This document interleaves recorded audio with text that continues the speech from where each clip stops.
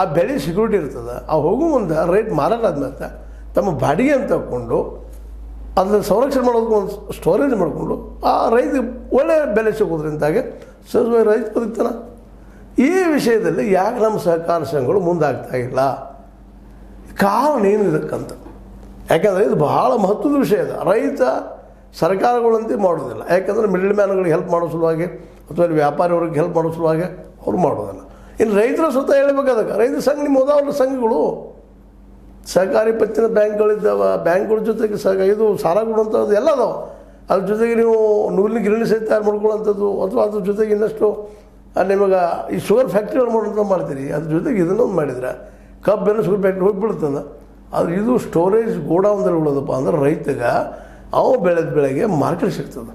ಇದು ನೀವು ಮಾಡ್ಕೊಳ್ಳೋಂಥದ್ದು ಇವತ್ತು ಯಾವ ಸರ್ಕಾರವೂ ಮಾಡೋದಿಲ್ಲ. ಈ ದಿಶೆಯಲ್ಲಿ ರೈತರು ಯಾಕೆ ಚಿಂತನೆ ಮಾಡಬಾರ್ದು? ಇದರ ಲಾಭದಂತ ತಿಳ್ಕೊಂಡೇ ಇವತ್ತು ನಮ್ಮ ಶಾರವರು ಬುದ್ಧಿವಂತರವರು ಶಾಲೆನೂ ಗೊತ್ತದ ಆ ವ್ಯಾಪಾರಿಗಳವರು ಅವರನ್ನು ತೊಗೊಂಡ್ಬಿಟ್ಟಿದ್ದಾರೆ. ನಮ್ಮ ಸುಪರ್ದಿ ತೊಗೊಂಡ್ಬಿಟ್ಟಿದ್ದಾರೆ ಸರ್ಕಾರಿ ರಂಗದಲ್ಲ.